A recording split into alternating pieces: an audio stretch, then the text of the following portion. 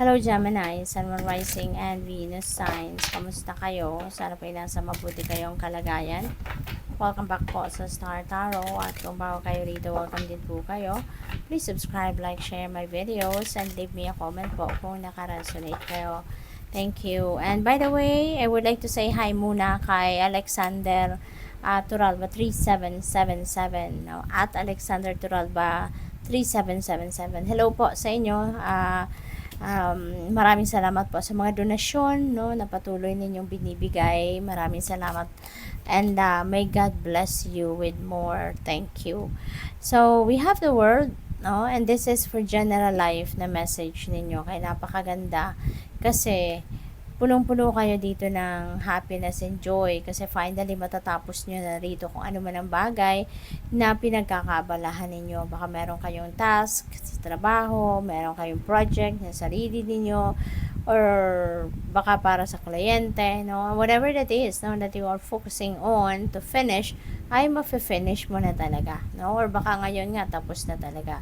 So this is a time for celebration. This is a time for success. And of course, this is time of ending. Kasi yun na nga, matatapos mo na ang mga bagay na ito na ginagawa mo. And kapag may ending, may beginning. So for sure, may mga bagong opportunities din dito for sure na dadating para yun naman ang sisimulan ninyong gawan. No? There are opportunities that you are going to embrace, coming, and you're going to embrace it at yun ang sisimulan ninyo. So, pwede rin dito na meron travel, no? Ang iba sa inyo, you're going to travel, pwedeng across the globe, pwedeng abroad, no? Kasi meron tayong the world energy. So, pagdating naman sa yung money, career, and finances, we have Seven of Cups. So, this is really beautiful kasi maraming opportunities talaga ang kakatok sa inyo. Maraming opportunities ang dadating, no, Gemini? Kaya this is really beautiful. At kailangan ninyong mamili, syempre, kasi lalo-lalo na kung maraming oportunidad pwedeng sumulpot. So, hindi naman po pwede na lahat kukunin, diba? Kasi you just can do too much, diba? Kaya kailangan ninyong mamili, no? And just in case may kalituhan, may kapaguran sa pagpipili, no, then you just need to think talaga, no, para na mapag-isipan ninyong mabuti kung ano nararapat, kung ano ang best para sa iyo, kung ano yung kaya ninyong gawan. But yun nga, you are given the liberty to choose kasi marami, no, yung pwedeng dumating na opportunity. With the Emperor energy, this is sa relationship ninyo. Baka ang iba sa inyo magiging tatay na. Baka you are going to be a dad, no? Baka magiging tatay na kayo, or po pwede rin na you are someone na not necessarily na talagang tatay kayo na yung may anak kayong sariling anak, not necessarily na ganon, but maybe you are someone na ikaw yung tumatayong tatay, no, sa pamilya. Pwede, yun ang napipick up ko dito for some of you. Kaya pwedeng ganon. Pwede rin na ang iba siguro sa inyo, baka you are in a period na gusto mong establish, no, yung inyong relationship with your person. So, maaaring aayusin mo ngayon yung inyong relasyon sa person mo. Maaaring sa ngayon, you're going to do something para mas palakasin pa ang pagmamahalan ninyo, ang relasyon ninyo, ang harmony between the two of you, yung ganon. Baka ganon ngayon ang focus, no, ng iba sa inyo. So, which is really good kasi gusto mong patibayin, diba, ang inyong pagmamahalan. So, let's dig deeper. Kuha tayo ng clarifiers, Gemini. With the world, we have Seven of Cups. Ayan. So, this is also multiple opportunities.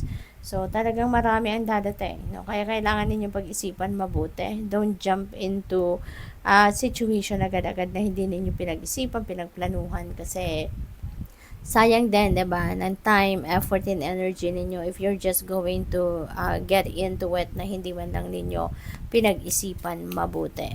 Okay? So, let's see. Pagdating naman sa Seven of Cups, Three of Cups, ayan, so magse-celebrate ka. So, meron talaga ditong, since meron kang tagumpay, and then tagumpay na yan could be sa trabaho ninyo or career, or negosyo. So, kaya magse-celebrate kayo, no? This is an achievement, an accomplishment, so you are going to be very proud about it. Kaya, hindi malayo mag-celebrate ka. Because, that is your achievement. Kaya, syempre, proud kayo dyan. So, that's why you are also going to celebrate that siguro. Or there could be blessings, no, na paparating, kaya gusto mo din na magpasalamat sa universe by celebrating it, diba? So, sa Emperor naman, we have the Fool. Magsisimula ka ng bagong relationship. No? Pwedeng bagong relationship dito ang papasukin ng iba sa inyo, Gemini. Or bagong yugto ng inyong relationship. Pwedeng mag-aasawa ng iba sa inyo rito. So, baka magjowa na kayo sa ngayon at papunta na kayo sa pag-engage, or baka engage na kayo at kayo ay magpapakasal na. So, pwedeng ganun. Or, yun na nga, no? Baka magiging tatay ka na. So, yun ang ganap dito for some of you. Kaya, good luck sa'yo kasi maaari na alam mo yun, no, kailangan mo pang mag-adjust, no, sa bagong sitwasyon na to.